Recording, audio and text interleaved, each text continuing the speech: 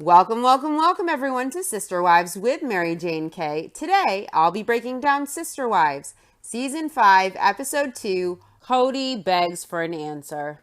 Logan graduates this episode, and Robin is late. Of course, she has to put all the attention on herself, walking in late, causing Janelle to be so stressed out from the experience of Kody being so preoccupied with this that Janelle is fumbling with her camera and she misses the moment when Logan gets his diploma. All of the sister wives and Kody go as a group this episode to the kids' parent-teacher conferences. And you could tell it's just for the cameras. You can really tell that the moms and Kody probably rarely go all together for these things. It's super awkward, but of course, it's a great filming opportunity. So this year, all of the wives and Kody attend their high school students' parent-teacher conferences as a group. Robin was late to Logan's graduation, and she claimed she just couldn't find the auditorium, and she couldn't find the right parking, so she missed Logan graduate, and she also succeeded in distracting Janelle and Kody from being fully present at the graduation as well. Robin says she planned on being late because she knew that baby Solomon just couldn't sit for the whole ceremony. But my question is, Robin came alone and she came with Saul, so obviously her sister, the nanny, is at home at this time watching Robin's other kids. Why wasn't the nanny watching Saul too? It seemed to me like an excuse, and it seemed intentional that Robin missed Logan's big moment. And on top of that, Robin's lateness created a lot of frustration during Logan's graduation.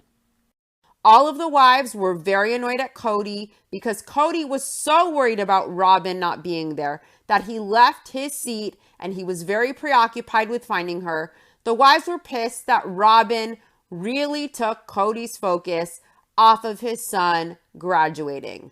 It was super disrespectful of Robin to be late, and this isn't the first time Robin has been disrespectful to Kody's kids. It didn't really seem like Robin cared. If this was any of the Browns being late to her kids' graduation, her son or her daughter, and they were creating a distraction for Kody, Robin would be livid. She would be saying that, oh, they did this on purpose. They don't accept me. They don't accept my kids, and that's why they did this. Robin was late. She didn't seem sorry, and Robin kind of pinned it on Janelle being disorganized along with Kody. Though it really wasn't so disorganized. All of the wives and their kids made it on time to this graduation. It was just Robin who felt it was okay to be very late, hours late. And why was that? It's rude, it's disrespectful, and it took the focus off where it should be, which of course is Logan graduating. Instead, Kody was worried about Robin, and he was more concerned for her than himself potentially missing Logan's graduation, his son's big moment. It was selfish of Robin to be late. It was rude. It was disrespectful as well. Baby Saul could easily have stayed with the nanny. And instead of being sorry, Goblin just had excuses, like she couldn't find the place, this huge auditorium at UNLV, where the graduation was held. Robin said instead that she intended to be late because of Saul. Now, when I was younger, I really didn't give a fuck about anyone's time. I was late to anything I wanted to be, with anyone. If I felt like I wanted to sleep in, or I wanted to spend hours on my hair, or my outfit, or my makeup, I didn't care. But, you grow up and then you realize it's not your time, it's the other person's time. It's disrespecting them. It's disrespecting their time. It's showing them that your time is more important to you than theirs. And it's selfish and it's immature. It was selfish of Robin to not plan appropriately and then to make excuses. Because if the Browns were late, diverting all of Kody's attention from her child on their graduation day, Robin wouldn't be cool with hearing some lip service and bullshit excuses, in my opinion. We learn a lot this episode, not only about Robin's issues being on time, but also we learn about Meri's wet bar, featured in this thumbnail, that she must have at all costs. even if it must come with the extra bedroom. We learn all the wives have to work with the exact same budget. Now, fair is fair, and all the wives do deserve equal. However, if only one of the wives and the husband are contributing to make this work financially, other than the TLC paychecks, which aren't much, and we have Janelle with 6 kids sacrificing on not having as many bedrooms to have to make her budget work, she's having her kids share rooms because Janelle has to work on the same budget with 6 kids as Meri gets with 1 child. As Meri gets to have her wet bar that Janelle pays for, Janelle's kids have to share rooms. And Meri probably never uses this wet bar or her extra bedroom that it comes with. And it does seem a tad bit selfish knowing Meri really doesn't need the wet bar. How many times did Meri use that wet bar for real? How many mixed drinks did she concoct on New Year's Eve or Cinco de Mayo? She says that it's all about the family, it's all about the kids, and she should get equal, but also she should work. And if it comes down to her getting an extra room and a wet bar, as Janelle and Christine have kids that have to share bedrooms, I prefer one of the mom's kids gets their own bedroom than to have a wet bar that I don't need. But Meri wanted the wet bar, and the wet bar, that must come with all the extra bedrooms and this and that. And Janelle, who had her kids share a room, probably technically was the one who paid for Meri to have that luxury of that wet bar. If all the wives get equal in a polygamous situation, it shouldn't be at the expense of mostly one wife and the husband, who are the primary breadwinners, as that wife has to have kids share bedrooms and one wife has a hotel of empty bedrooms because she has 1 child. If that wife wants the wet bar, then maybe she should work. The episode opens with Kody explaining how they established their family wanting to be a family, and he wanted all the kids to be brothers and sisters while still maintaining secrecy before they were out as polygamists. So Christine and Meri and Robin grew up in a very secretive culture where a father just could not publicly address his kids. He couldn't be involved with his children. He would fear job loss or public expulsion, or they would worry about having their family split up. And Christine mentions how her grandfather was put in jail just because he lived plural marriage and his family was split up and they never got back together again. When Kody entered the faith and the polygamous lifestyle, he wanted his family to be a family, and he wanted his family to be able to be recognized as a family. Kody explains that his family were still private about being polygamists, but they never wanted their kids to not be identified as their children. So they raised all the kids to be siblings and all of their children with all of the wives and Kody together. Each mom had claim on all the children, and they all worked as a family and they functioned as a family. They grew up as a family, all the kids did. When the kids were younger, they were homeschooled and then they were put into a church school. So the family never had to deal with the outside world and their stereotypes and their stigmas for the kids when the kids were younger. Kody explains that being a polygamist has social and economic and even legal repercussions at times. Next, everyone gathers at Meri's and the wives and Kody go to parent-teacher conferences with the high school teachers. And the last parent-teacher conference Kody went to, he talked to the teachers about his kids and about how they were adjusting. And now Kody wants to hear good news about his kids.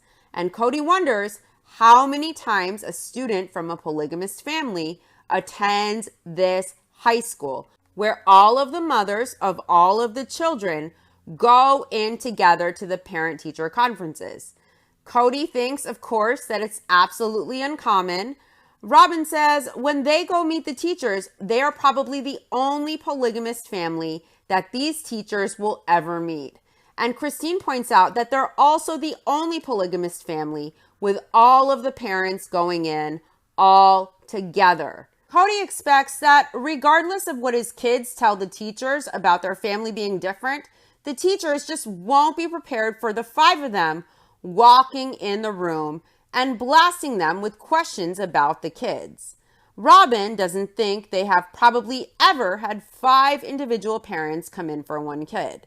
Meri gets nervous when she goes to do public things like this with all of her sister wives. Meri gets hesitant even though she knows that they're public now. It's always in the back of Meri's mind because she still remembers how secretive they had to be for years.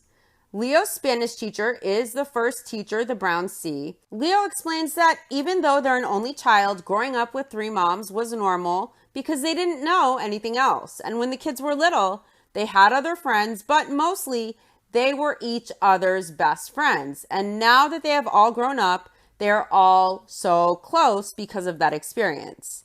Leo mentions how now they can get into a very good college because they got into the National Honor Society. Education has always been really important to Leo because they like to learn. And of course, they say they want to be a doctor, and they've wanted to be a doctor since they were 7 years old. They can't wait till the day when they can have sister wives because they see the friendship and the love their parents have. So they've decided to do this with their life because they love it. Now, that was back then. And now, of course, Leo has had a change of heart. We learned that Leo's Spanish name is Yellow, Amarilla, and they choose a name that they want in that class based on a favorite thing that they like. And Madison's nickname is Zorro or Fox. The parents are tickled by the fact that Maddie picked Fox, and Kody is really amused that Leo picks Yellow and Maddie picked Fox as her name. He thinks it's fitting. Meri explains that Miss Hess, the Spanish teacher, just wasn't sure where to look. She wasn't sure who to look to during the conference. She shook all of their hands. And Meri says it wasn't because she didn't know who was the mom. It was because Miss Hess was trying to figure out what was socially acceptable to them as polygamists. So she tried to include everyone. And Kody noticed, and he thinks that's awesome, that Miss Hess made eye contact with each of the wives and with Kody to include all of them. Kody thinks that all of the teachers were nervous to meet them. Honestly, I doubt they gave a fuck. Their job is to answer your questions and keep you updated on your child, their student.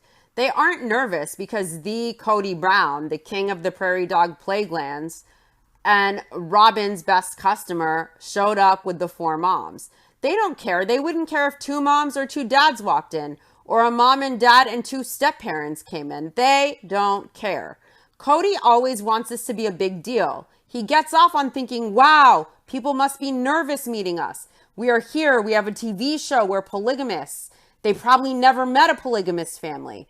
Guess what? Newsflash, the Browns are human beings like everyone else. It's not like these teachers are having an encounter with aliens for the first time or otherworldly beings just because they choose to live differently or structure their family a little differently. Kody really needs to get over himself in a big way. And later on in the show, the Browns are shocked that the builders accepted them without flinching. They didn't even bat an eye, Robin says. It's good business. They don't care who they're selling 4 homes to. Why would they? The personal lives don't matter. They just care that cash is green, that your cash money is green and you can afford it. That's all they care about. Why would they care what your preferences are or how you choose to live? It's not their business. They don't care. It's business. The Browns are always shocked. Oh, no one batted an eye that we're a polygamist. Nobody cares. Nobody has a problem with it. Most people wouldn't have a problem with it, and they're not going to make it an issue when it's a business thing. It has nothing to do with their personal choices. Why would they discriminate or have an issue with it? They're not. Those builders are thrilled. They sold a home times 4. It's amazing for them. It's like Christmas. They're stoked. Next, the Browns meet Coach Aaliyah, Aspen's teacher. Aspen is Christine's oldest child, and she really liked that her mom stayed at home while the kids were all growing up, and she feels that she gets along with her mom better because her mom was a stay-at-home mom. And she herself really wants to have a great relationship with her own kids as well someday. Growing up in polygamy, she says it was normal for her, and she had lots of siblings and lots of moms, And she says it can be super dramatic if there is a problem between the moms or something, but she doesn't think polygamy is much different than a monogamous family experience. Aspen wants to be in a plural family when she grows up. That's what she says here. But she doesn't want to wait around forever finding the perfect family like her family has. So she says she will see as it comes. Now, when Aspen mentions that it can be super dramatic if there is an issue between some of the moms or something, there is a flashback scene and the camera focuses on Robin for a minute. And I found that interesting. Like it alludes to the problems Robin might have with the other moms or something. We know, obviously, it was a lot of drama between Meri and Janelle. So these mom fights really left an impression on Aspen. But it's interesting how Aspen says she does want to be a polygamist here. But when she finds Mitch, the love of her life, we can recall Aspen seemed adamantly against being a polygamist. She is sure she is into monogamy only. And Mitch seemed slightly on the fence during that confessional scene. Aspen mentioned that her family, all of the wives, had found the perfect family. And I wonder how she feels about that now. And maybe for a time it really did seem perfect. Pre-Robin back in Lehigh. Coach Aaliyah mentions how Aspen missed some gym class for a month. And she made it up though. And now she has an A. Aspen missed Miss Aaliyah's classes at school. And she says she just didn't want to go. She didn't feel like it. And Kody wants to know, he's playing the concerned father. He wants to know if there is anything they can do for Aspen for her grades. But Aspen is very proactive. She's doing okay. She went to the teacher and she immediately already has gotten her grade back up and she's on track. Christine explains that if Aspen had bad grades, she definitely wouldn't let her miss school. For example, Hayden, her son, gets bad grades, so he isn't allowed to miss any school at all. Christine knows that Aspen will make it up, so to her, it's not a problem. Meri points out what the problem is in her eyes.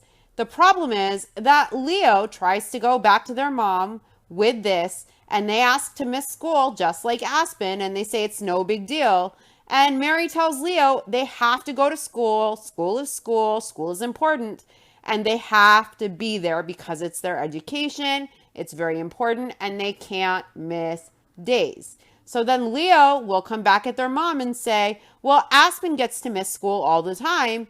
And Meri tells Leo that she doesn't care because she isn't Christine. Now, Kody explains that they have a lot of kids, so they have lots of teachers to meet.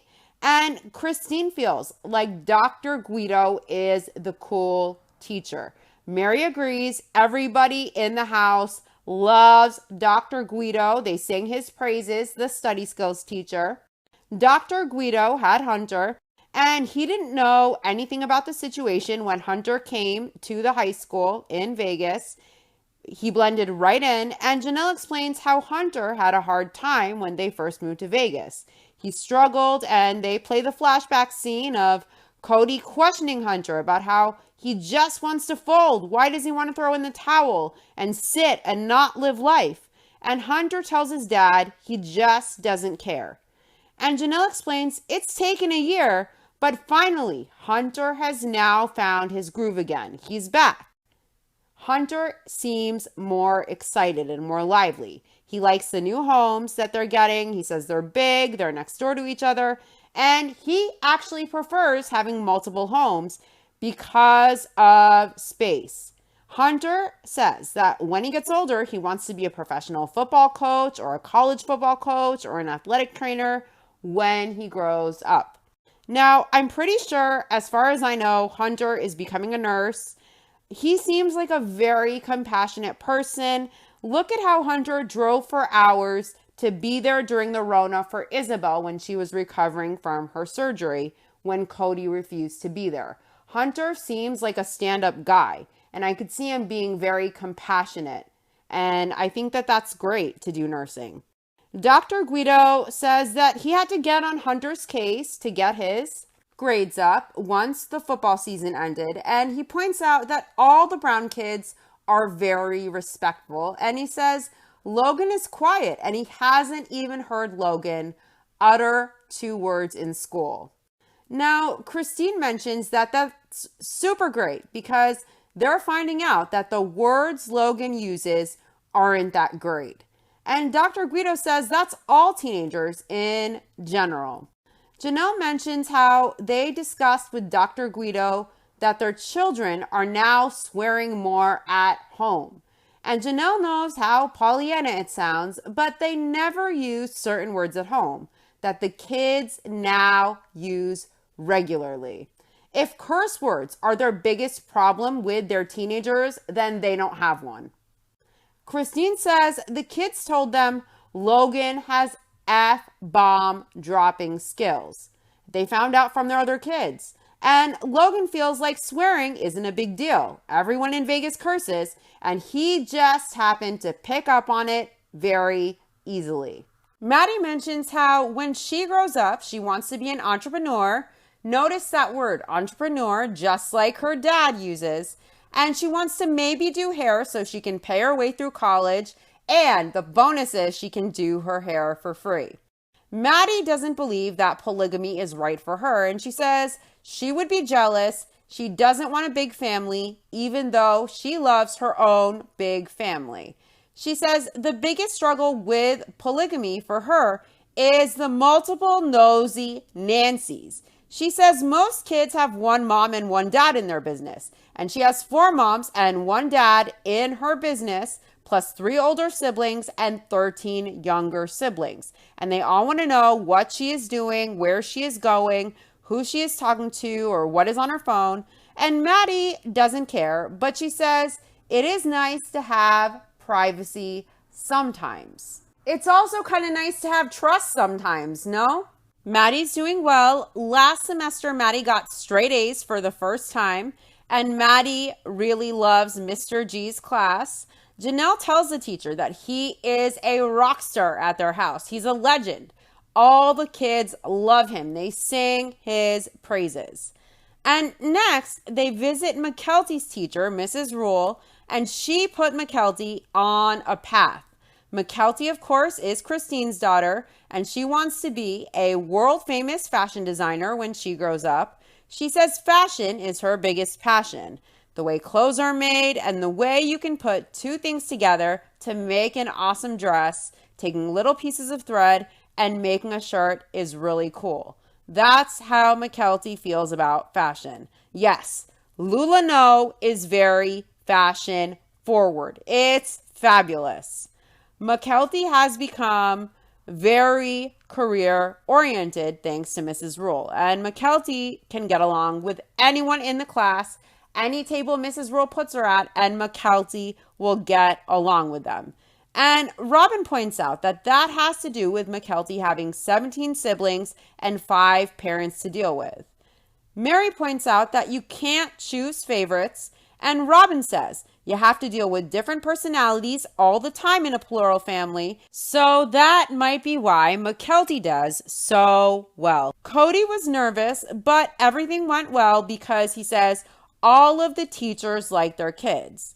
Janelle had stage fright. She was afraid to meet the teachers because her kids talk a lot about their teachers at home. So for her, it was nerve-wracking to meet them. Kody has heard so many stories about these teachers that make them like legends in a way. He says the kids really like the teachers, and so it's intimidating to meet them because the kids have, built them up. Robin would like to be a fly on the wall when the teachers go home at night to talk about this experience with their wives and their husbands. She wants to know what they would say about meeting these polygamists, what they would say about meeting these celebrities. Ego much? They don't care. They want their wine and to unwind and relax maybe. I doubt they're that busy chit-chatting about how they met Kody Brown. I'm surprised the high school didn't put out a red carpet and a step and repeat at the door for Kody Brown and his family. What a missed opportunity. Next, we get into the major wet bar drama. Meri is upset because she learns that she can't have her hobby room and the pantry back off of the kitchen without having a fifth bedroom in her house. So now she isn't sure what she is going to do. But when she walked into the model home and she saw the wet bar, she just loved it. She had to have it, even if it means Janelle's kids or Christine's kids might have to share a bedroom. No big deal. Whatever. Yes, Meri needs the wet bar for all the drinking Meri did at this time. All those margaritas, all those Mai Tais. What to do, what to do. Meri isn't sure, as usual. In the trees, out of the trees. Wet bar, no wet bar. Meri loves the thought of having all that space to entertain, and she'll have her wet bar and her island and this huge great room. And she mentions she loves to entertain. She loves to have people over. Meri mentions how Janelle saw this home, this model that Meri wanted, and Janelle was frustrated that Meri was even considering it. No shit. Of course, Janelle is concerned. She is the one paying for all of this extra stuff, while her kids have to share rooms, and Janelle is the one footing the bill so Meri can have this wet bar. Janelle felt it was too much home for just Meri and her one child. Now, don't forget, doesn't matter the amount of kids they have, each wife gets a certain amount as a budget for their home. So if that means that Janelle's kids have to pack in like sardines to make it work, so Meri can have the same budget as Janelle that Janelle is paying for, then so be it. At least in Meri's eyes. Now, they flash back to Meri explaining how she wants the home, but she doesn't want everything that comes along with it, financially and emotionally. And then they flash back to Janelle explaining how she hears from her children, why is Meri getting such a big house? Janelle's kids are asking because they know they have to share rooms, while Janelle pays for Meri to have equal so Meri can have the wet bar she will never use, or a hotel of empty bedrooms, as Janelle's kids have to share because they have to work with the same budget as Meri that Janelle is funding. Janelle has felt like in the past, if she was just trying to conserve, that some of her sister wives wouldn't conserve. They'd just be like, rah, whatever. And their financial situation was desperate. Janelle is the one who is the primary breadwinner. She takes care of everyone. She makes the dollars and cents work. So she would be scrounging and saving to make it work so everyone gets equal. As her sister wives were spending on extravagant things, they were ignoring her heed, her call to please conserve because the financial situation is desperate. And it's not like they were getting off their ass and working to compensate some or to add back into the pot. I can understand why Janelle was frustrated. This is a desperate financial situation. Janelle would conserve while paying for everyone to have equal, and some of the other wives, essentially Meri, wouldn't conserve. They'd buy extravagant things and experience extravagant things, while Janelle was doing all she could to just make the dollars and cents work. And not just for her, but for the whole family. And that fell on one person. Imagine how frustrated you'd be if all of this was on your back. And next, they flash back to a tearful Meri explaining how she would have had 8 kids herself if she had had her say. She would have needed the 7-bedroom home for her 8 kids. It's what she wanted and it was her plans. But she's crying and she says it's not the cards she got dealt. Now, ideally in a plural family, everyone should get equal. Every wife should get the same. But in a situation where finances are desperate, where one wife is the primary breadwinner and Kody supplements it for 5 people and 17 kids, and the other women just have the TLC paychecks, which really isn't much, the financial situation is dire, supporting over 20 people on that. Then it becomes selfish of Meri to take the same and not contribute financially and have all of this extra budget to work with to have the expensive shit or the extra empty unneeded rooms, as Janelle is working her ass off to pay for those luxuries that she can't have herself as her kids share rooms. That's not right of Meri. It's selfish. If everyone was working and contributing and Meri got the same and she had extra for the wet bar, okay, it's fair. But Janelle is the one covering everything for everyone as her kids have to share, and she scrimps and saves as no one else cares to do the same. And that's frustrating for her, and it should be. Is the wet bar or the extra empty room worth the kids at Janelle's house having to share rooms, or the kids at Christine's house having to share rooms, so Meri gets her extra wet bar and empty rooms? It's selfish, and I get if Meri could have the house full of kids, she would. And she should get the same as the other wives. But in a situation with desperate financial times, with not enough coming in, and two people paying for everyone, does Meri really need the wet bar and the empty rooms, knowing Janelle could really use that extra room in her home, or Christine even could use that room as a necessity? And crying to deflect because you wish you could have had those kids isn't fair, because Janelle and Christine and their kids shouldn't have to make do with less and be penalized with less than they could have had to make things work, just so Meri gets the same when there really isn't enough to go around. I would look at that wet bar and be pissed off knowing I worked for it and my kids are sharing a room. If it's really all about the family and Meri is not working beyond filming to contribute, why can she not sacrifice this and have a slightly smaller home? Why is her pain from her not having her dream of having a house full of kids a reason to justify the empty rooms that are just sitting there, or the wet bar, knowing it affects the other kids in the family? Meri explains how there are lots of feelings going on. There are lots of emotions, a lot of stress happening. And there were lots of emotions and a lot of stress when they first moved to Vegas, and that affected everything. Kody visits Meri to discuss the wet bar conundrum, and he gives her the most awkward kiss ever. The way he just grabs her neck and holds her face, it is so creepy and gross, creepy AF, and it skeeves me out. They're very awkward when they're affectionate, at least on camera. Now, Meri lets Kody know that they have a huge issue. Mona emailed her. Mona told her she can't have the hobby room in the pantry without having the fifth bedroom. And Kody knows what's up right away. He asks Meri, "You mean in order to have the wet bar, you have to have the fifth bedroom?" So they're meeting with Mona and 20. Kody seems hangry. He has to eat. He wants to talk to Mona about it. He doesn't know. The Browns are now meeting the builders for the homes, and Janelle has lots of questions to ask, of course.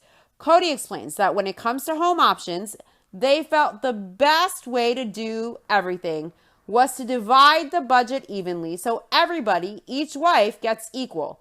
Each wife gets the same budget for a home. Now, Christine initially felt that Meri should get a smaller home because she has less kids. And Christine feels, of course, she has more kids, so she should get a bigger home because she needs a bigger home. And Janelle points out that she began to worry that what she needed would be sacrificed for what somebody else wanted in the name of equality of budget. Basically, Janelle feared that because Meri wanted fancy shit, extra rooms, a hobby room, a wet bar, and she got an equal budget with one kid, that she herself would have to sacrifice because 6 kids in one home is the same budget as Meri and her child in one home. And so obviously Meri gets everything she wants, all the luxuries, and Janelle has to make her kids share rooms to make it work so Meri can get equal when Meri isn't really working to contribute. And Janelle will be stuck not getting everything she needs accommodated. And that is Janelle's worst fear.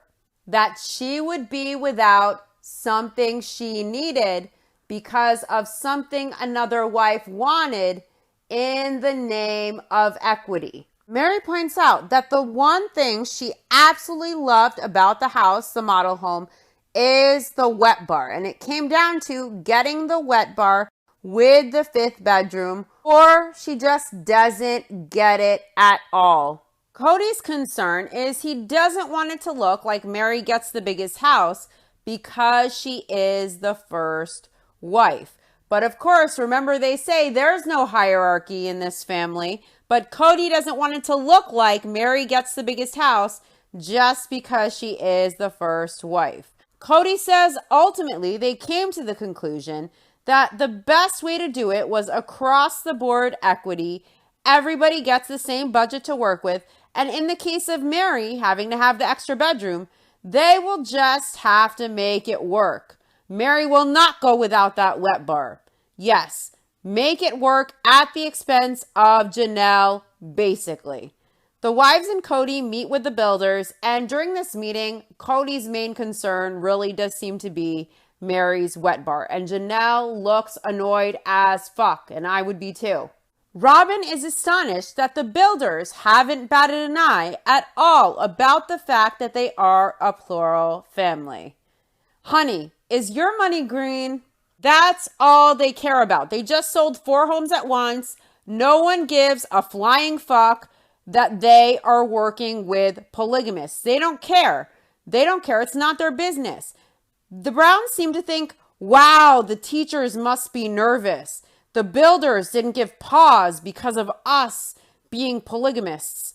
Well, guess what? They're professionals. Their job, their association to you in whatever capacity, whether they teach your kid or they build your home, has nothing at all to do with the fact that you are polygamists. The teachers only care that the kids are progressing in their class.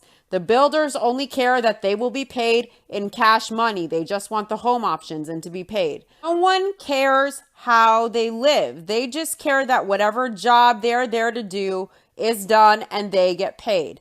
Nobody cares what anyone does personally. Most professionals aren't going to give a fuck. They don't care if you're a couple, you're a throuple, you're polygamous, you're gay, straight, bi, fluid, LGBTQ+.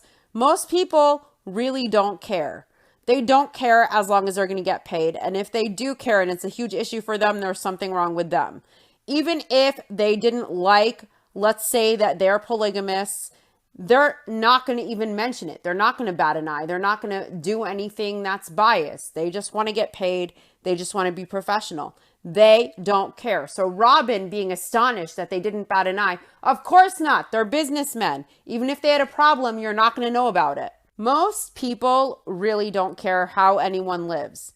Every time no one says anything they perceive as negative, they mention how good they feel that they were accepted.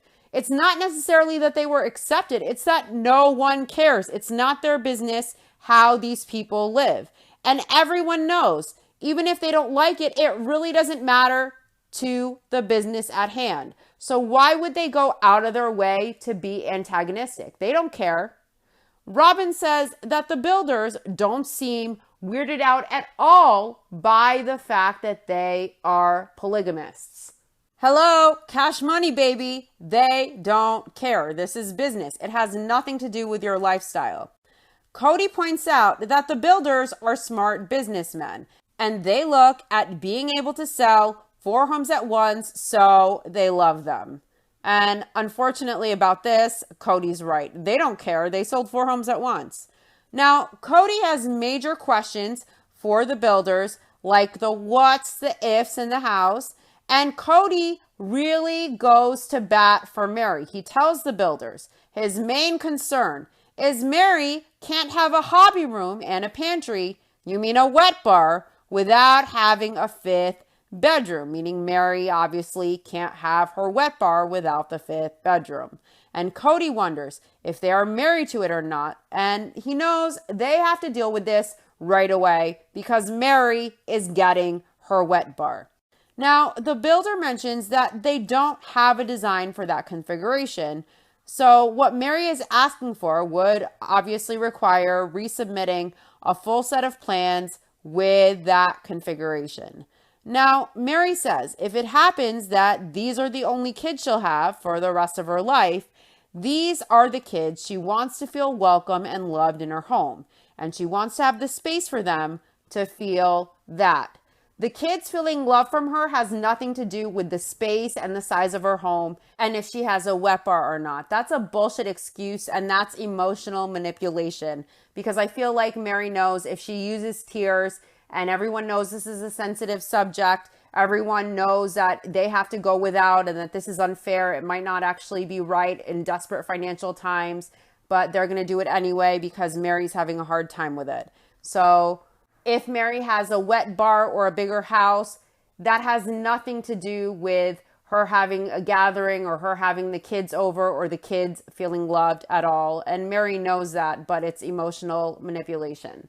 The kids will feel loved in her space, whether she's in a 2-bedroom home or a home with 5 bedrooms and a hobby room and a wet bar. They'll feel loved the same. Not all of the kids love Meri. Some of the kids have issues with Meri. But some of the kids are close to Meri, and the ones who are close to her, if they pop by, they're not going to be hovering by the wet bar, waiting for their blended daiquiri with extra rum. This feels emotionally manipulative. Really, the kids feeling loved does not correlate to the size of house Meri has. It feels like Meri is using space and having these luxuries to make up for not having more kids. And she is guilt tripping everyone as to why she needs it to fill the hole of not having the kids she wished she did. And I know it's a sensitive issue, but it's unfair and it's selfish in desperate financial times. And Janelle and Christine have to look at that wet bar knowing that could be the bedroom they needed or the den they have to do without for their kids. It's kind of manipulative to bring up this lack of kids as a justification for why you want that wet bar, so the kids come spend more time there or so the kids feel loved. They don't drink. The kids will come regardless, whether they're in a studio apartment or a 5-bedroom mansion, the kids will come. And if Meri really wanted a child, she had the option. Robin offered surrogacy. She also could have pursued IVF. She could have adopted. Meri didn't take the chance, and the people paying for the extra space that Meri uses to fill that void are Janelle's kids and Christine's kids. So I don't really think it's fair in desperate financial times. All of this affects everyone else in the family. And if the situation were different, if everyone worked to support themselves, mostly like Janelle, if Meri worked a full-time job and she wants the extra rooms in the wet bar, fine. But with limited finances, a desperate situation, and only Janelle and Kody footing the majority of this, primarily Janelle, I feel Meri easily could have sacrificed for the family and for Janelle's kids and for Christine's kids. I think I would be resentful myself staring at a wet bar that I paid for, knowing my kids don't all have a room. Or I had to cut corners so that Meri could have all that extra budget that she doesn't need. She gets her wants met with her budget that is equal while she doesn't work and I'm working, and she's getting these luxuries while I have to cut corners and make do with stuff I actually need that I can't have. So I really don't think Meri should see a smaller home in this situation as a penalty for not having her dream of 8 kids. She should see it as a logical sacrifice for the family, especially considering that Janelle is footing the bill mostly, and Janelle sacrifices the most. Janelle busted her ass giving her paycheck up for the whole family to survive. So could Meri go without a huge home or a wet bar? Definitely. And it was selfish that she insisted on this, considering the people who paid for Meri's equal budget were Janelle's kids and were Christine's kids, who had to share as Meri had her wet bar and her hobby room.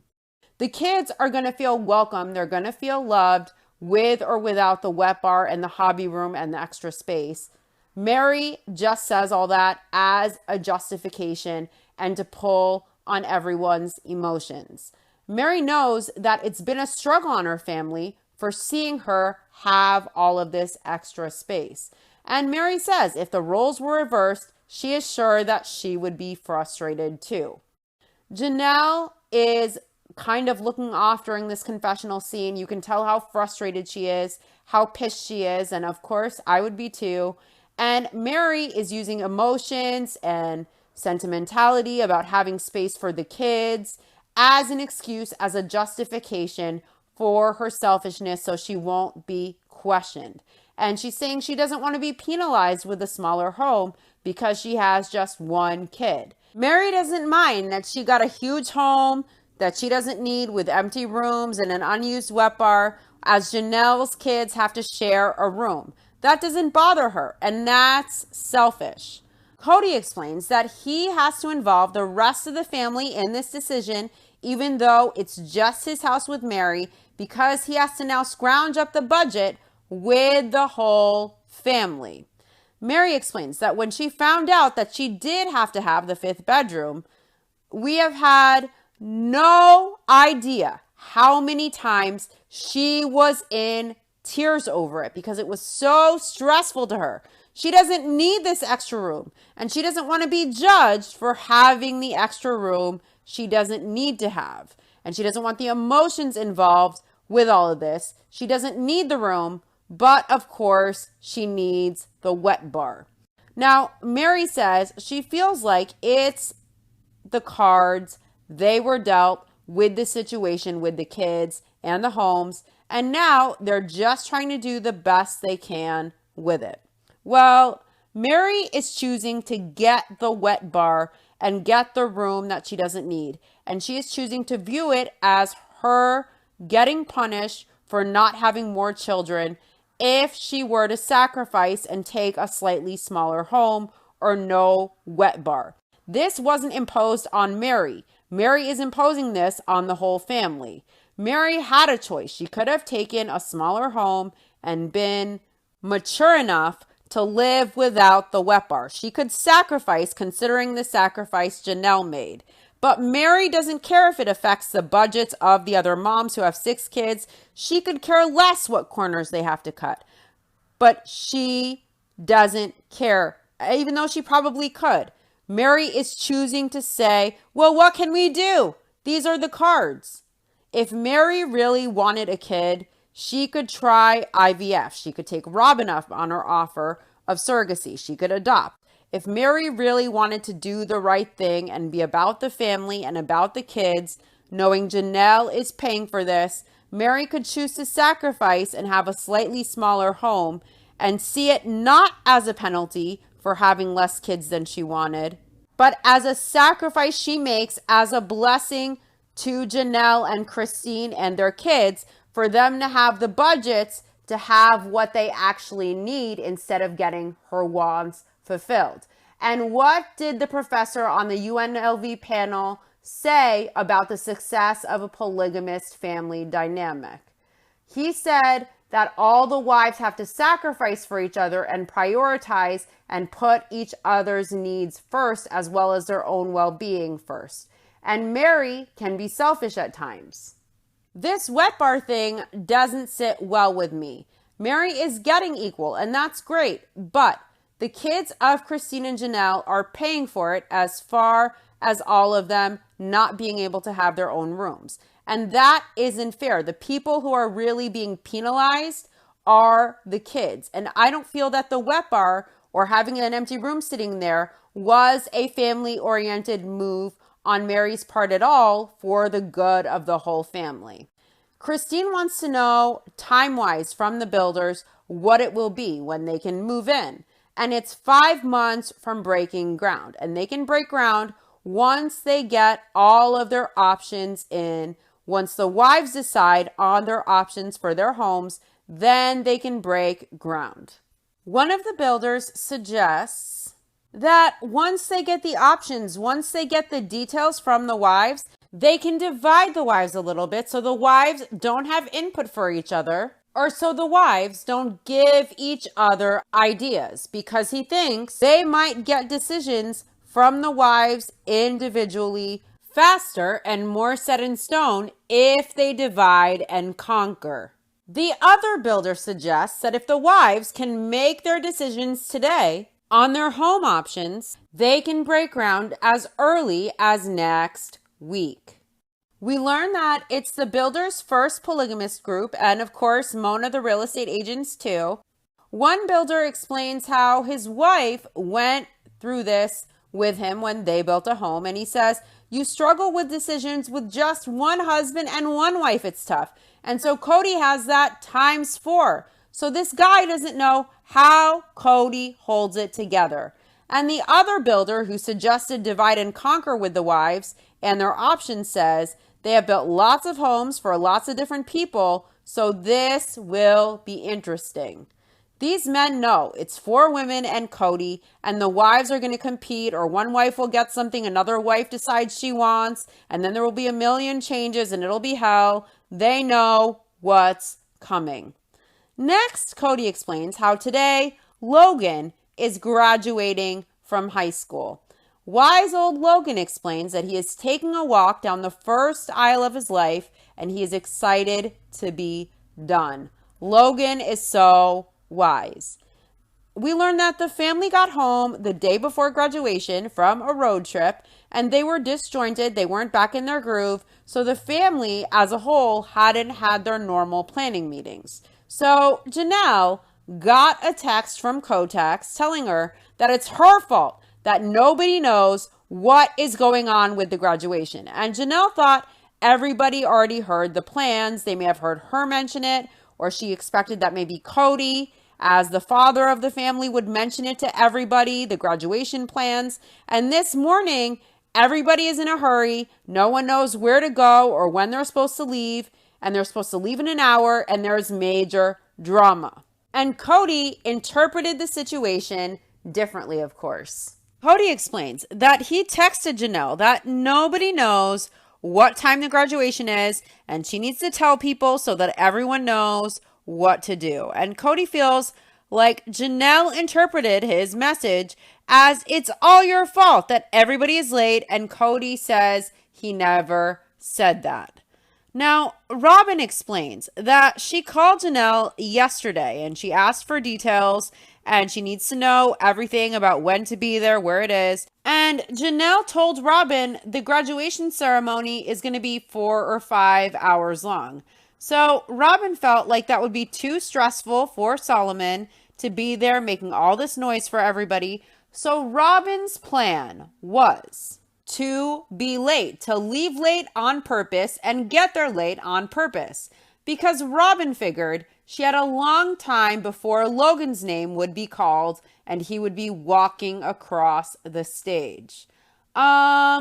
B, Brown, B is right after A. Graduations go in alphabetical order, and there generally aren't too many A or B surnames usually. It doesn't take a genius to know that maybe you could push for a 15 to 20 minute delay for maybe the intro of the graduation ceremony, but no more.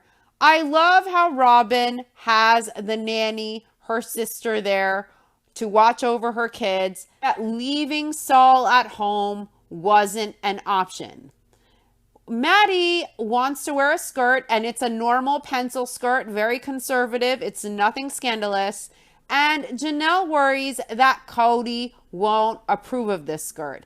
It's not even a mini skirt. It basically goes to her knees. And Logan, the guy that's graduating, lets his mom know it's okay. It's not a party dress. Maddie isn't headed for the clubs. It's a pencil skirt. And Janelle explains she knows that, but she knows it's shorter than Kody would like. And Kody says, regarding his daughter's dress, his daughters take it personally when he gets after them for not being more modest. And he says he's put his daughters in tears many times, saying that this is something a father should never see on his daughter's body. And he tells them to go change clothes. And Kody says his daughters take it very personally. Robin explains that's because they're girls. And Meri explains to Kody, it's a teenage thing, honey. Maddie explains their clothing rules, and they basically are that they can't show cleavage, they can't have their butts hanging out, they can't wear tank tops, and they can't show their midriffs, so no stomachs. Maddie doesn't think in general that the girls listen to what their dad says. And Aspen says she listens, but she just doesn't agree with her dad sometimes. Aspen feels that if she's just showing her knees and it's a skirt that's to her knees, she thinks that's okay. I feel like this is like Saudi Arabia or something. I 100% get not wearing a skimpy outfit or not wanting your teenage daughter dressing in a way that gets negative, gross, inappropriate attention. But a pencil skirt just above the knee is nothing scandalous. And teenagers really like to express themselves through clothing, and his daughters dress pretty conservatively. So Kody probably takes it to a whole nother level, to the point where the girls don't feel like it's reasonable. And Kody probably can be really condescending, and he might humiliate his daughters when he doesn't like the stuff they wear, and then they probably feel bad because of the way Kody speaks to them. These are obviously very good girls. They're very conservative. They're not scandalous at all. And the fact that Maddie had to ask Janelle if she can wear a pencil skirt, and Janelle was concerned that Kody won't be okay with it, and Logan had to tell her it's fine, it makes me feel like Kody is uber controlling, and not in a healthy, protective way that's normal, but in an overbearing way. I remember being that age, and my parents would probably have cried tears of joy if I asked, hey, can I wear this pencil skirt that fell above the knee? If I was Janelle, I'd be telling Kody to take the win. Janelle is ironing. They have 15 minutes to leave. It's hectic. Hunter is cooking. He hasn't even showered yet. And Janelle reveals that Hunter is always last. He always waits to the last minute. And he always has to mess with his hair. And he spends more time on his hair than Maddie does. Like father, like son, with the hair, and also with the affliction button-up shirts. Aspen explains that the family is loud. They're chaotic. There's so many of them. And Maddie says that in the Brown family, you have to yell to have your voice heard. The graduation is at the auditorium at UNLV in downtown, and it's huge. There's a huge graduating class, so the high school does their graduation at this huge auditorium at UNLV. Hunter complains that he's way overdressed in his affliction button-down. Kody is in a suit. He's overdressed as well. And Hunter is kind of annoyed. He wants to know why his dad made them overdress. Hunter didn't really care about getting dressed up, but most people who attended the graduation really didn't dress up, so he feels like he looked like a fool. And Maddie says her dad was so preoccupied with what Hunter was wearing, and because she was dressed nice and she matched, her dad just overlooked her. He must not have noticed the skirt. I wonder how picky Kody is with his kids' appearances, what they wear, and I wonder how controlling he gets about their choices. Maddie seems very relieved that she wasn't singled out by her dad this time. Robin explains her extreme tardiness to this graduation, and she says that she started getting ready and she thought she had to be there by a certain time. And then Meri texted Robin that she forgot her camera, and she asked Robin to please hurry and to bring a camera. Now, Robin figured she had a long time before Logan's name was called. In what world? There's usually an introduction, there's some kind of speech, and then they get the diplomas underway. Usually there's some type of other speech. So his name is Brown. It goes in alphabetical order. How much time did she really think she had? Kody, Janelle, and Meri and Christine are there, and they're older kids. And Kody mentions that he loves living here. He loves being open like this with his family and going in public. And Meri says it was a proud moment for all of them. Logan is their first child graduating, and it was cool to be there and to be open as a family, to be present, and to be a part of it. And Kody explains that all four of these mothers have had a major influence in Logan's life. And Kody thinks Christine had a significant influence on Logan's life because Janelle was working when Logan was a baby and Christine was raising him. Christine thinks Logan is a great kid. She is beaming with pride. And she says, Logan has always been very responsible. He's very sweet and he is a great older brother. Christine says whenever people didn't know about their family and they would see her with Logan, they would naturally assume Logan was her son. And Christine always claimed him and all of his accomplishments, feeling that Logan is her son and his accomplishments are all her bragging rights too. And Kody says they're a family. They have all been involved in this. And the accolades that Janelle would receive as a mother to Logan, who is graduating, are shared to all the other mothers in the family. And it is a real blessing to all of them. So Kody says he's just grateful to be here. And he is grateful about this. And Hunter thinks Logan moving out will have a huge impact on the family. He's the oldest son and the older brother figure in the family, so it's going to have a huge impact on the family, his absence. But Hunter is happy that he will now get to have a room of his own, though. There's always a silver lining. Maddie is very proud of Logan for graduating high school, and he's graduating with honors, and it's a big accomplishment when a lot of kids don't even graduate high school. And Maddie is very sad that Logan is going to leave home, and Logan is her best friend. The graduation is going on, and Kody is very preoccupied. And he asks Meri when Robin said she left because she hasn't shown up yet. And Janelle and Christine look super annoyed. They're frustrated that Kody seems very preoccupied with Robin when he should be focusing on Logan and this graduation. And Meri tells Kody that Robin left at 9:30. At least that's what she texted her.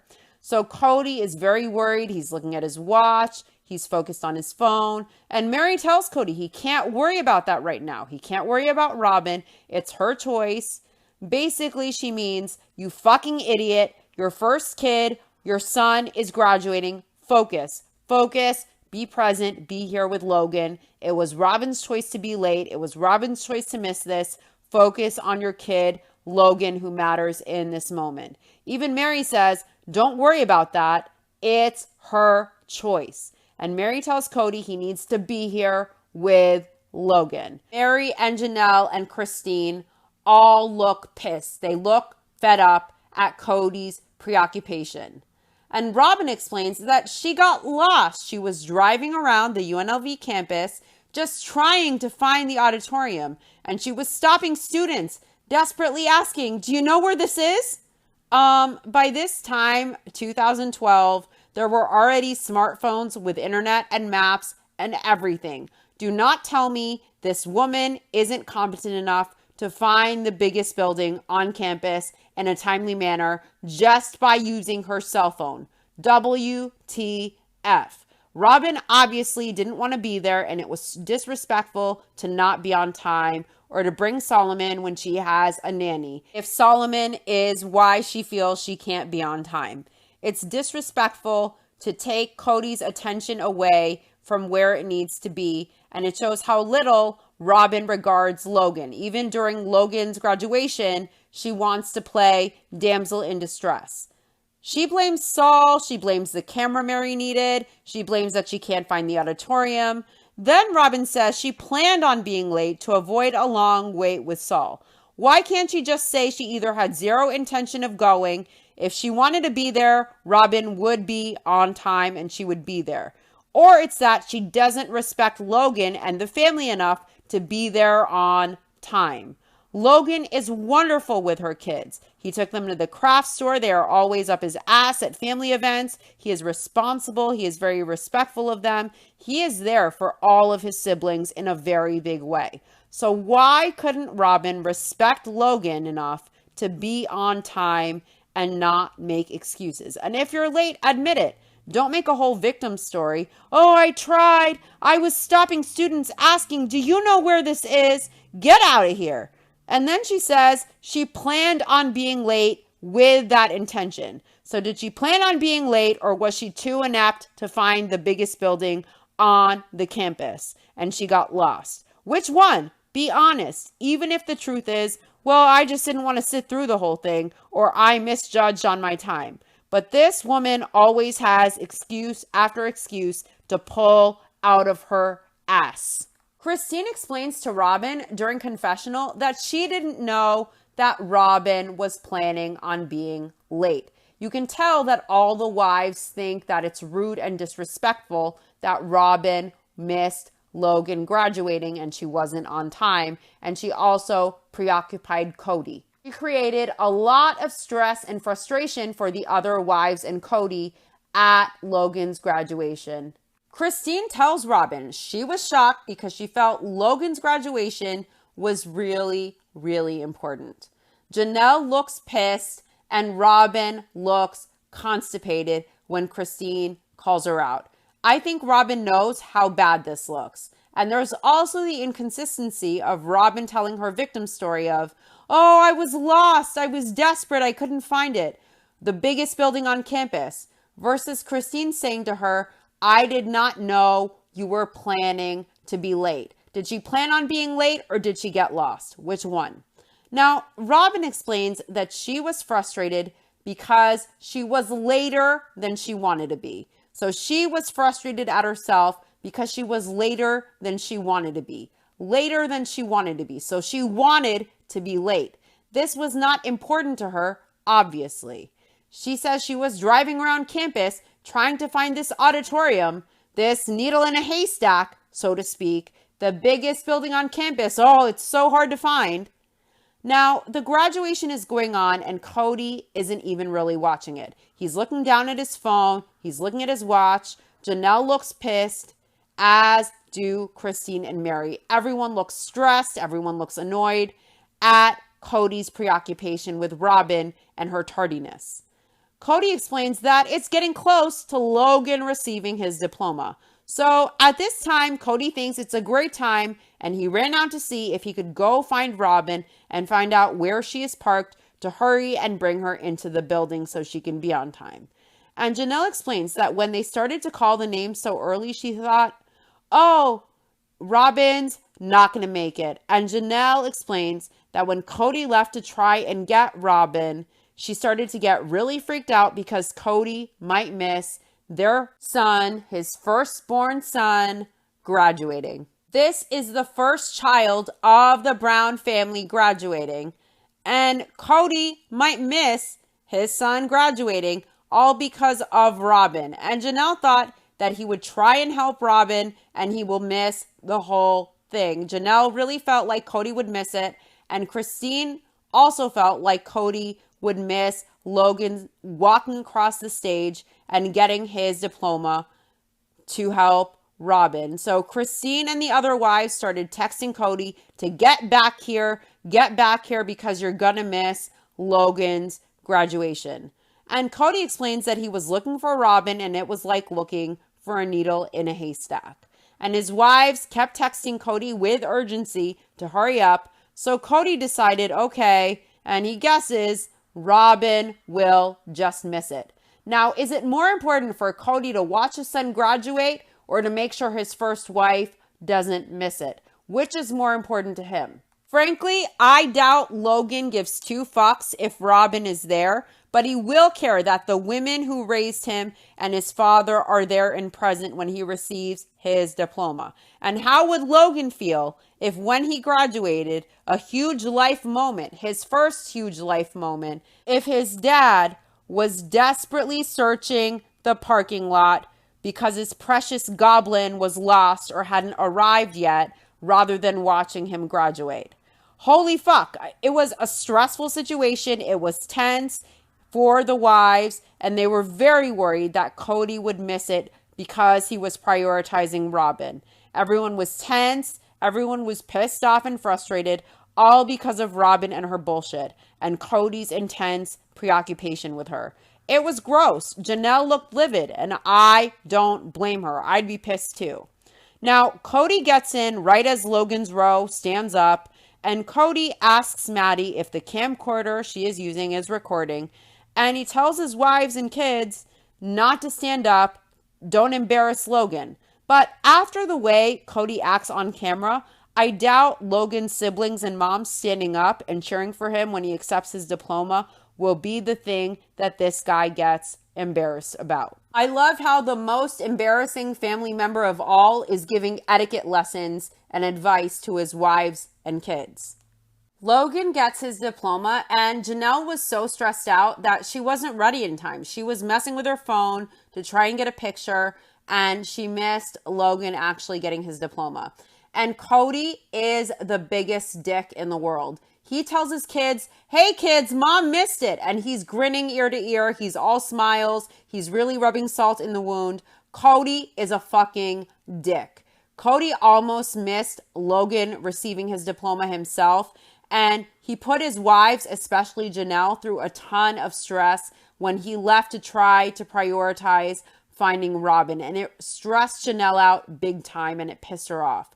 So much so that by the time that it was time for Logan to receive his diploma, she was situating her camera on her phone to try and snap a photo, and she missed his name being called. And now Kody wants to showboat and gloat and rub salt in the wound to Janelle, to his kid's mom, about her missing it. What a dick. This man is a POS. Now, Kody goes on that Janelle was sitting there going, I don't know. I didn't know they called Logan, and he's laughing and making light of the situation. Like, it's funny that Janelle missed it. Kody's laughing and he's telling Hunter about it, and Janelle looks mad. She is angry, and she should be. Meri is joining in. She's laughing about how Janelle missed it, and Kody keeps telling Janelle, oh, his name is Logan Taylor Brown. How could you miss it? And Maddie is also egging it on, and she asks Janelle if she wants to watch her recording. Janelle is pissed. Kody is trying to get everyone to laugh at Janelle missing her son accepting his diploma, and Janelle tells them all to shut up. She's very pissed, you can tell, and I probably would have done more than that. Janelle explains that she was frustrated and she was devastated that she missed them calling her oldest son's name. And Kody explains that Janelle is crying right now, and he can't tell if she's crying because she is mad that she missed the moment, or if she is mad she missed it, or if she's just mad. Listen, Janelle is mad that she missed it. She's mad that Kody is making light of the fact that she missed it. And she's probably crying because she is also emotional about Logan, her first son, the first child in the family, graduating. And she's mad that Kody prioritized Robin over seeing his son graduate. And everyone was very stressed out about getting Kody back in the door on time and focused and present with Logan instead of focusing on Robin, who was late. She is mad at Robin for being disrespectful, and she is probably sentimental too because she loves her son, her first child, and he just completed a major accomplishment. And Janelle was very surprised at how emotional she was. Kody explains how 10 or 15 minutes after Logan got his diploma and he graduated, Robin came into the auditorium. And Robin says she sees the kids walking across the stage as she is descending the steps to get to Kody's row. And at this point, only then does she notice, it just hits her, you've missed it. You've missed Logan walking across the stage. So Robin does a bitter, cynical chuckle like she's mad at herself, and she wants us to know how frustrated she is at herself that she was so late that she missed Logan. Even though just 5 minutes ago, she says, she was later than she wanted to be. So she intended on being late. Now, Robin finds her people and she notices that Logan is already sitting down. He already got his diploma. So she was frustrated. And Christine says, as Robin sat down, they could all feel her anger. And Christine thought, holy cow, she could sense Robin was pissed and she felt like she needed to give Robin space. Kody says that it was like a wet giant blanket over a fire, and Robin was upset because it's so important to her, because she just loves him so much. She just loves Logan so much. So she's really upset that she missed it. But she planned on being late. Now, Kody felt, what the hell? Why didn't we organize this better? And what he should be asking is, why didn't Robin plan and organize better? Kody wonders why they weren't all on top of this. And Janelle explains that they were all frustrated. So at the point when Robin got there, they weren't interacting. And Janelle says she wasn't mad at anyone or at anything or at any one person. And Kody explains that this was about Logan. It wasn't about them. So he felt, great, Logan. Great for you graduating. We missed it. We all suck, but you're awesome. And Logan feels that most people feel, hooray, high school's done. And he acknowledges that's a big step in his life. But as far as going to college, he can't wait. He is ready to do something on his own. He's ready to get out and experience the world a little bit. He says it was great to see his family there supporting him all together, and it meant a lot to him. He didn't care very much about actually graduating, but he cared about his family being there. And his mom was always his mom, and he also had his other moms. And it was never like his other moms were like his stepmoms. He always felt like all of his moms were his moms as well. And he knows all of his parents love him, and all of them really do. And Logan wants to go into the medical field when he's done with school, and he wants to do something with healing and helping. Look at how kind and loving and responsible Logan is with all of his siblings. I remember in one of the first episodes of Sister Wives, Logan was parentified and he was making breakfast for his siblings, getting them up, getting them ready. Janelle had work and he was playing Mr. Mom in the mornings when he was a teenager in high school. So Logan really cares about all of his siblings, and he's really a great sibling, and he seems very invested, and he seemed like a really well put together kid, had his head on straight. It doesn't surprise me that Logan wants to do something with healing and helping. And Logan says in 20 years, he hopes he will have a home, he'll have one wife, and he says maybe more later. Next, Meri is visiting with her younger sister, Elaine, and Elaine also has fertility issues. And Elaine just had a new baby. So Meri wanted to talk to her about this and about her situation. And this conversation gave me a little bit of a new perspective on Meri. Meri is curious about having another baby and how it's been after so long having a new baby for Elaine.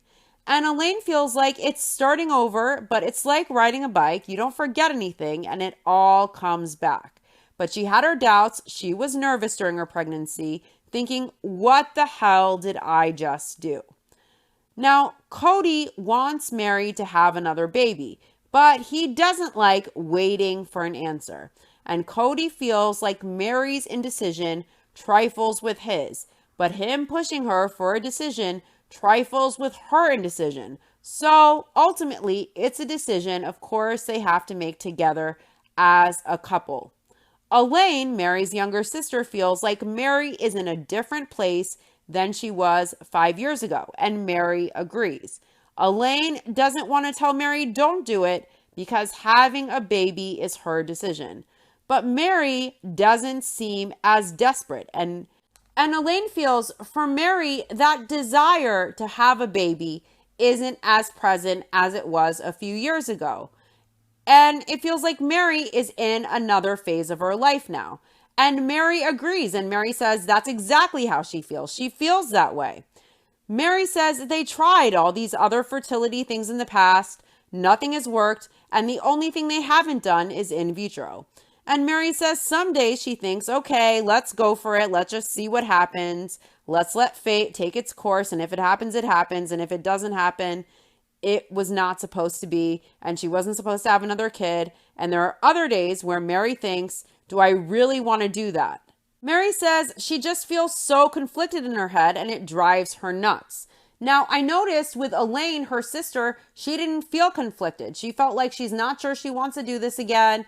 And she's not desperate for it anymore. And she's in a time in her life where she doesn't want to start over again. And she's really not sure she doesn't want to do this. It seems like she's really leaning towards a hard no. But all of a sudden, when Meri gets around Kody and Leo, she starts doing a push and pull of, I don't know if I want to do this. I'm not sure. So I feel like Meri kind of knows she doesn't want to do this. And this conversation with her sister really gave me a different perspective. And I wonder, does Meri vacillate with the IVF? Not because she's not sure she doesn't want to have a baby, but she knows most likely she doesn't want to do this at this stage in her life. She's not so sure she wants this, but she knows it gets her attention from Kody and she doesn't want to break Leon's heart. So she just goes back and forth with it, even though in the back of her mind, she's pretty certain she doesn't want to do this. Because when she's with her sister, she's saying that she already tried everything and she's in another phase of her life. She doesn't feel that desire as present. So I think Meri maybe uses it a little bit for attention. And I think she did want a baby at one point, but she doesn't want to do a hard no. And at the time when she later on decides she wants a baby and Kody shuts her down, I'm sure that was very hurtful for her. But I think if Meri really, really wants to have a baby, all the options are in front of her and she could have. And if she was really sure, she would jump at the chance. With her sister, she seems pretty clear that she doesn't want to do this. So Kody tells Meri the clock is ticking. And Elaine suggests that maybe Meri should just try the IVF once. And Meri asks how weird that would be if it worked. So if it worked, her response is that would be weird. And she wonders if she is ready if it did work. She's not sure that if it works that she wants to do this. You see, she's worried that if it works, she'll have a baby at this time in her life. And she doesn't really want that. And she knows that she needs to decide if she is ready for this, if it did work. So that leads me to believe she really doesn't want to do this at this point in her life. Kody tells Meri that Elaine gave her her thoughts and he wants to know now what Meri thinks. And Meri doesn't know if her talk with Elaine helped her or not. And that's what's confusing about the whole thing. Meri says she wants to get everybody's opinions, and Kody asks Meri why she doesn't just get God's opinion. And Meri says she's trying to figure out a solution, and she is very indecisive, but she doesn't feel this is something trivial like, oh, what color car should I buy?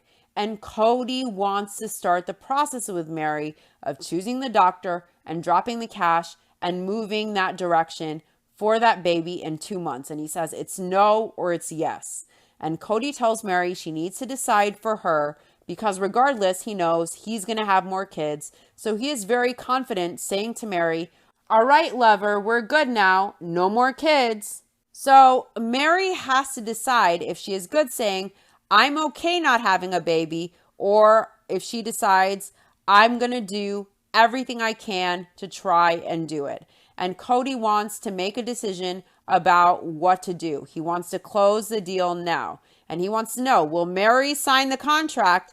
Yes or no?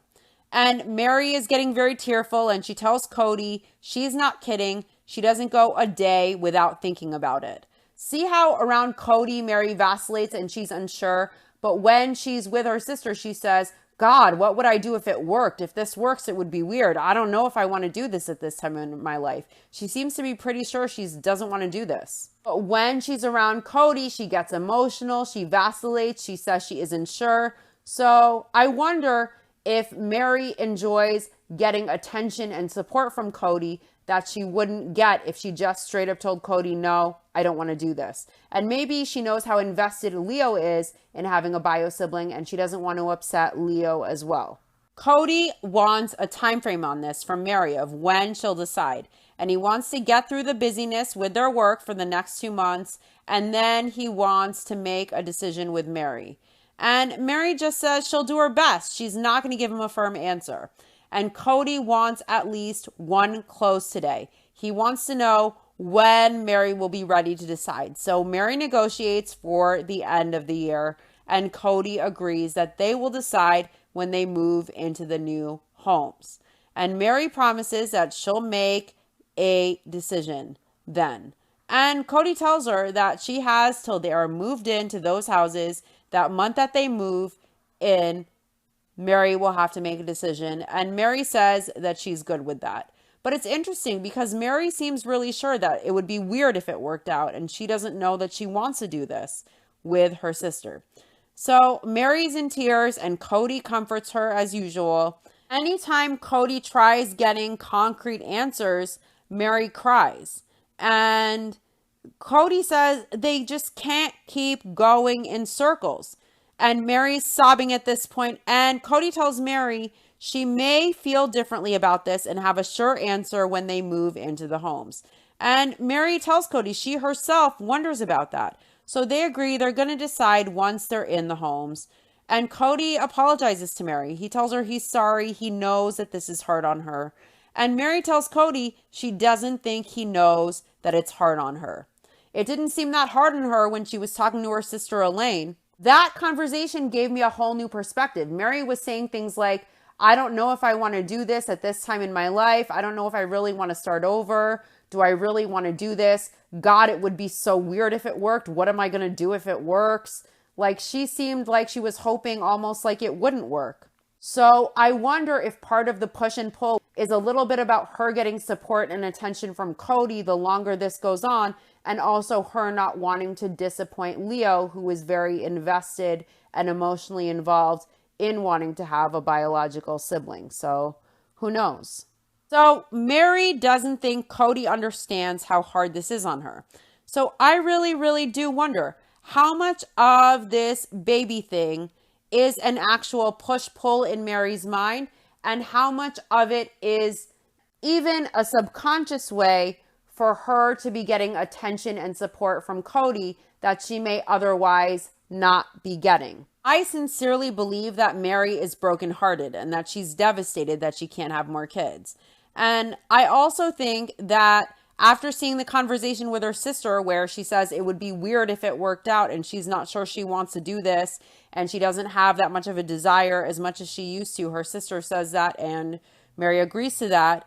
So I'm just not sure that she really wants to go through with having a child. I think she can get attention from Kody. And I think at this point in her life, she's not sure she wants to do it all over again. And I think Meri keeps vacillating and holding out, making this decision longer and longer in coming. It puts Leo and Kody on emotional roller coasters. And with her sister, Meri really seemed almost sure that she didn't want to do this. I think that if Meri really wanted this wholeheartedly at this point in her life, she had every option open to her, including a free surrogate. And she may not have felt comfortable using Robin, but she probably wouldn't have needed all of this thought and consideration if she was sure that she wanted this. At first, I really thought Meri's hesitancy was about getting her hopes up to be devastated again, and I'm sure that that's a part of it. But I also think that this situation and not having a decision and vacillating gets her a lot of extra support and attention from Kody and probably from Leo as well. And Meri probably also doesn't want to disappoint Leo. Leo lived with their mom through this loss, through this hole, through this desperation of Meri being brokenhearted and really wanting to have a child. And Leo was invested in this. They really wanted a biological sibling. And with Elaine, even though Meri vacillates with Kody and Leo, and she's very emotional about this, she's very unsure. With Elaine, when she was speaking with her sister, Meri really seemed to know she didn't want to do this. So this is very difficult emotionally for Leo and for Kody, and it's hard on her too. But part of me wonders if Meri maybe subconsciously also uses this as a way to get extra attention and support from Kody. Because if Meri really wanted a baby at this time, the option is right there and available if this is really her dream. And I think if she was sure about this, she would be sure and she would utilize the tools that she had to make it possible. And I think she would know 100% and she would be sure. I don't think she would vacillate. Anyways, that does it for this episode. Wet bars, tardiness, goblins, and all. To my YouTube viewers, don't forget to like and subscribe. To my podcast listeners, don't forget to follow this podcast wherever you listen and give it all the stars in the universe. I'll be back soon with the next episode of my Sister Wives Rewatch. Sister Wives Season 5, Episode 3, More Sister Wives, where we meet the Dargers and the Browns and the Dargers go on a vacation. And we learn what a hot button issue kitchens are for the Brown family. It's going to be interesting to see Joe's approach to polygamy and the dynamic in his family versus the dynamic of the Browns and how Kody interacts with his family. Thanks for listening. I'll see you soon. Bye.